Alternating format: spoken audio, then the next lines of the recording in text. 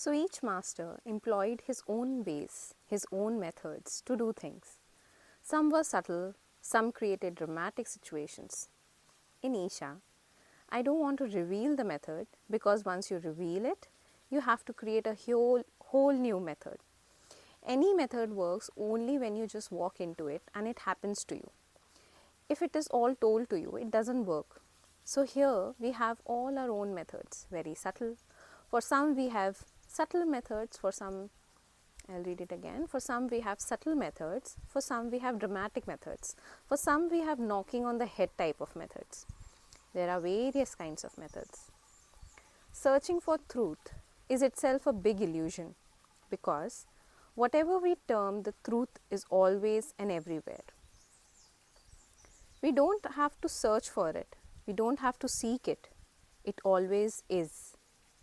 Now, the only problem is your inability to experience life beyond what you call mind, or right now, your capability to experience life only through the limited dimensions that we call mind. That is the only problem. Patanjali Maharshi defined yoga as Chitta Vritti Nirodha. It means that if you still the modifications or the activity of the mind, you are there. Everything has become one in your consciousness. So yoga has innumerable devices, innumerable methods of working towards a still mind. We may be pursuing many things in our lives. We may be going through the processes that we call achievements in our life. But to go beyond the modifications of the mind is the most fundamental.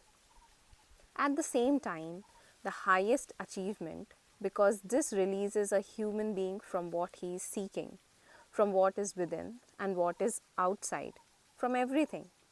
He becomes an ultimate possibility if he just stills his mind.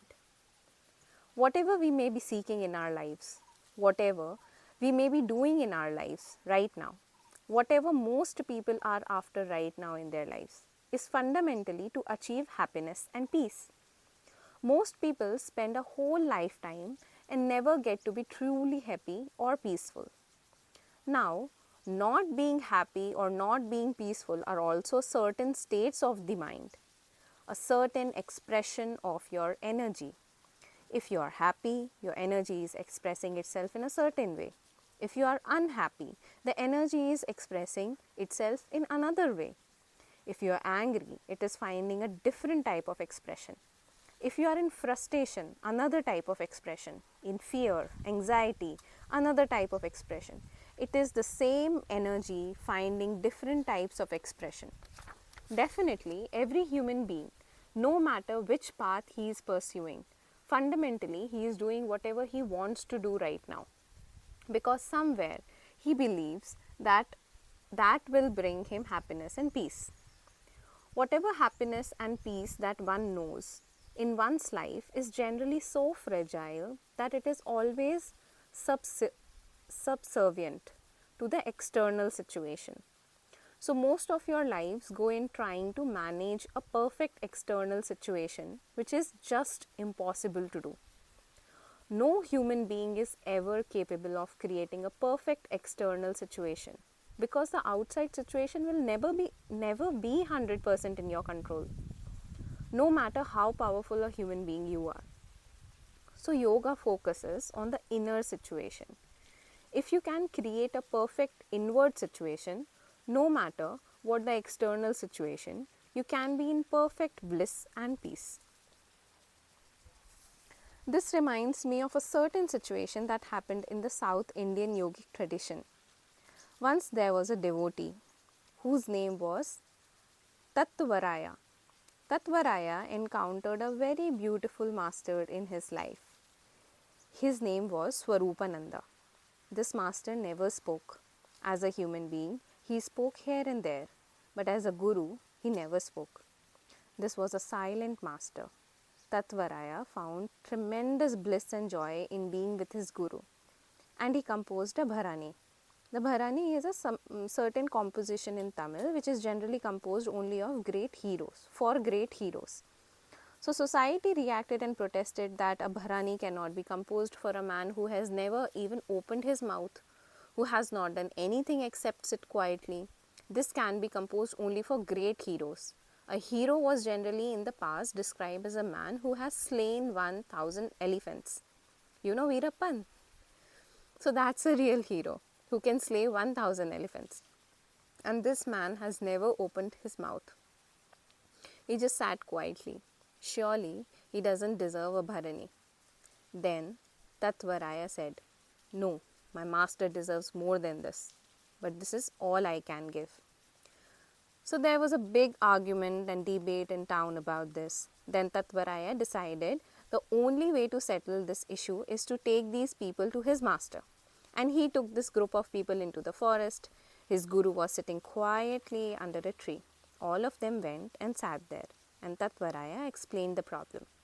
People are protesting because I composed a bharini in your honor. It is supposed to be composed only for great heroes.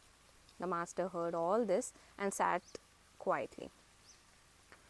All of them sat quietly. Hours passed. They sat quietly. A few days passed. They sat quietly. After about 8 days of all of them just sitting quietly, Swarupananda moved his mind. At that point, everybody's thought process became active. Then they realized a true hero is somebody who has tamed these rutting elephants that you call mind and ego. And both these elephants were still for these 8 days for everybody by just sitting with the master.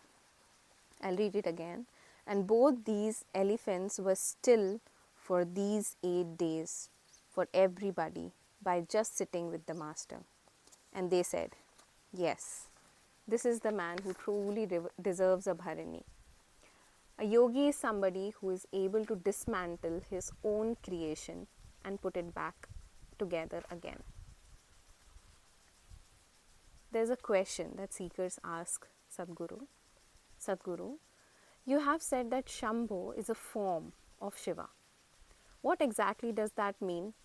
I'm not sure I understand. I thought you said Shiva was a mantra, and if Shiva is a mantra, how does a mantra have a form? Is Shambho a form of Shiva, a mantra, or a state of being?" So let's read the answer for this question in the next video. Namaskaram.